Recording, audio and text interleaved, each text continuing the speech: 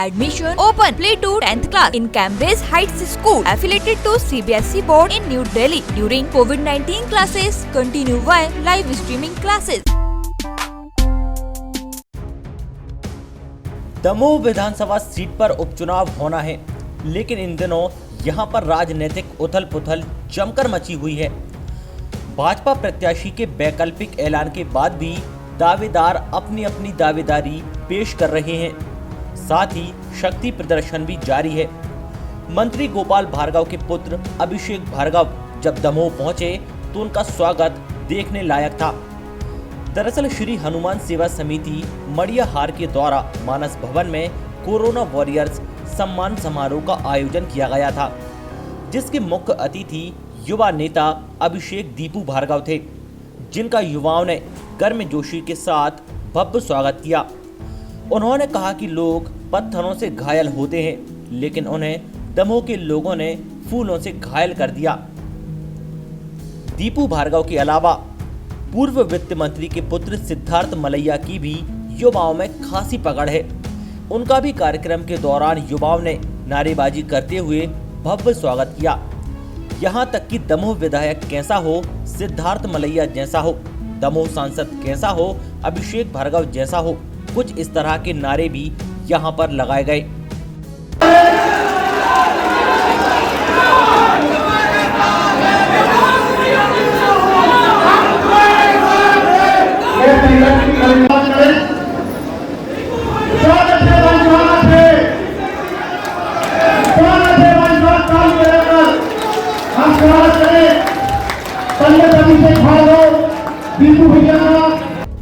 अभिषेक भार्गव ने लॉकडाउन के दौरान के अपने अनुभव लोगों से साझा किए।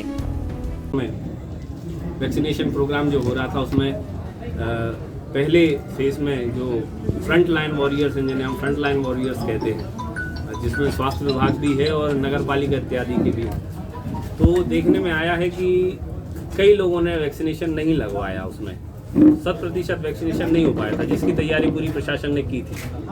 तो मैं आपके माध्यम से यही कहना चाहता हूं कि ये बहुत ही बहुमूल्य है। आप देखिए कि अभी करोड़ों लोगों को छोड़कर सीमित लोगों के लिए वैक्सीनेशन उपलब्ध हुई। फिर उसके बाद सेकंड फेज में अब वृद्धजनों को, वरिष्ठ जनों को, 60 वर्ष से ऊपर के लोगों को वैक्सीनेशन लग रहा है। और अगर ऐसे में अगर सरकार आप लोग को उपलब्ध करा रही है और आप वैक्सीनेशन के लिए नहीं जाते हैं, तो एक बहुत बड़ा हतोत्साह का वातावरण देश में और समाज में बनेगा। इसलिए मेरा उन सभी लोगों से निवेदन है जिनके नाम वैक्सीनेशन की सूची में आए हैं, वह निश्चित तौर पर वैक्सीनेशन के लिए जाएं। और आने वाले समय में जब सभी व्यक्तियों के लिए वैक्सीनेशन उपलब्ध होगी तो उन सभी लोगों को भी प्रेरित करें, ताकि यह कोरोना का संकट जल्द से जल्द इस देश से जा सके। मुझे तो यहाँ पर आने में 3 घंटे लगे, जबकि रास्ता आधे घंटे का है।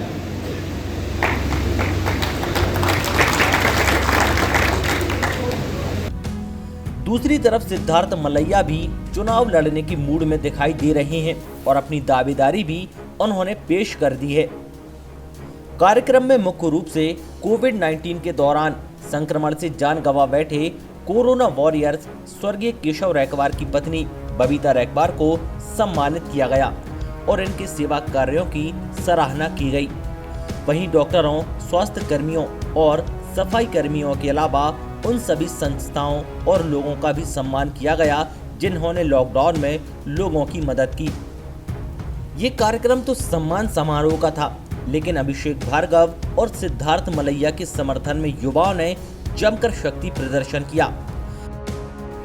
नहीं सर, घमासान कुछ नहीं है। भारतीय जनता पार्टी यहाँ से विजय होगी, यह एक स्पष्ट शब्द है। वैसे मैं यहाँ पर किसी राजनीतिक चर्चा के लिए या किसी राजनीतिक विषय के लिए नहीं आया था। एक सामान्य सा कोरोना वॉरियर्स का कार्यक्रम है। क्योंकि अगर राजनीतिक कार्यक्रम में आना होता तो माननीय मुख्यमंत्री जी का कार्यक्रम भी अभी हुआ, वहाँ पर भी मैं आता, और जब से यह घोषणा हुई है लगातार मैं अपनी सक्रियता बढ़ाता। लेकिन राजनीति से इतर यह कार्यक्रम था, इसलिए मैं इस कार्यक्रम में आया।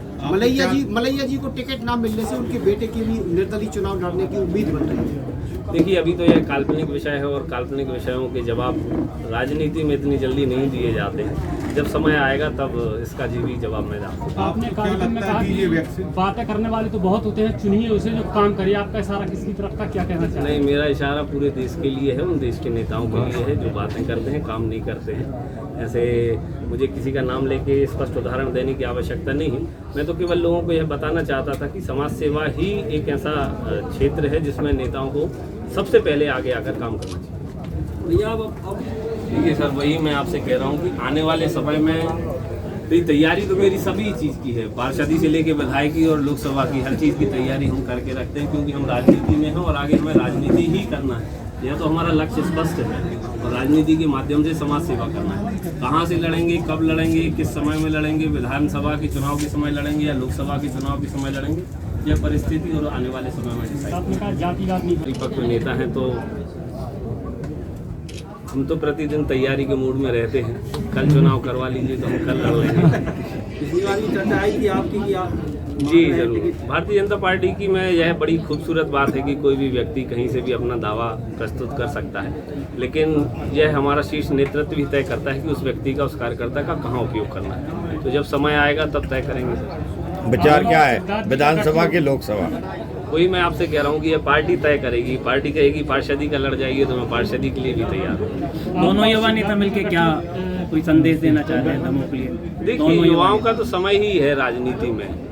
वृक्ष में भी जब पत्ते उनका समय खत्म हो जाता है तो वृक्ष भी उनको गिरा देता है, नए पत्ते आते हैं। तो पूरी दुनिया में जो हमारी प्रकृति है उसमें भी यही नियम है। एक शनै शनै धीरे धीरे जब वृद्धावस्था आती है तो लोग साइड हो जाते हैं या फिर सामाजिक जीवन से संन्यास ले लेते हैं। उनके स्थान पर नई युवा पीढ़ी आ जाती है। तो राजनीति में नई युवा पीढ़ी आ रही है और उसका सभी लोगों को स्वागत करना चाहिए। दोनों युवा नेता मिलकर कोई संदेश देना चाहते हैं? से दल बदल करके लोग आते रहेंगे और पार्टी उनको टिकट देखिए, क्या टिप्स देना चाहेंगे यहाँ चल के वो अपने आप को के विषय में सिद्धार्थ भैया को अभी और तपना बाकी है, उन्हें और तपना चाहिए। देखिए, क्या हुआ है कि हम लोग नेता पुत्र हैं और जैसा कहा जाता है कि परिवारवाद की सीढ़ी के चढ़ते हुए आगे आए हैं और सोने की चम्मच, चांदी की चम्मच मुंह में लेकर पैदा हुए हैं और आम कार्यकर्ता का हक हम लोग मारते हैं। तो इस विषय में मेरा तो यह कहना है कि मैं इस विषय में क्षमा प्रार्थी हूँ। मैं इस चीज़ को बदल नहीं सकता, कोई भी नेता पुत्र इसको बदल नहीं सकता, लेकिन उसको सुधार सकता है। बदल नहीं सकता, उसको सुधार सकता है अपने व्यक्तित्व से, अपने व्यवहार से, अपनी कार्यशैली से, अपनी मेहनत से, समाज के बीच में जाकर उसके लिए काम करने से। तो लोगों के मन में एक जो नेता पुत्र। आज दमोह में कोरोना वॉरियर्स का सम्मान कार्यक्रम रखा गया था। उसी कार्यक्रम में मेरा आना हुआ है और काफ़ी लंबे समय बाद दमोह आया और कोरोना वॉरियर्स के रूप में यहाँ के लोगों ने काफ़ी सम्मान दिया, काफ़ी प्रोत्साहित किया। निश्चित तौर पर इस कार्यक्रम से मैं उत्साहित भी हूँ और आगे सेवा कार्यों को जारी रखने के लिए मुझे एक नई ऊर्जा मिली। अभिषेक भार्गव इसके पहले भी कई बार दमोह आ चुके हैं, लेकिन इतना भव्य स्वागत नहीं हुआ है। क्या कारण है इस स्वागत का? नहीं, कारण कुछ नहीं है। वही मैंने कहा, अभिषेक भार्गव का सम्मान कई बार हुआ लेकिन इस स्तर पर नहीं हुआ। इस बार कोरोना वॉरियर का सम्मान था, कोरोना योद्धा का सम्मान था, जिसके लिए दमोह ने पलक पावड़े बिछाए और इसके लिए मैं सभी का धन्यवाद देता हूँ। चुनाव को देखते हुए पूरी राजनीति मानी जाएगी जिस तरह से? नहीं सर, ये चुनाव से संबंधित कुछ नहीं है। चुनाव तो अभी काफ़ी दूर है और आचार संहिता भी अभी नहीं लगी हुई है। आचार संहिता के बाद सारी सरगर्मियाँ बढ़ती हैं। यह तो एक साधारण कार्यक्रम है, इसको राजनीति से नहीं जोड़ना है। मैंने यहाँ पर कोई राजनीतिक बात कही भी नहीं इसलिए।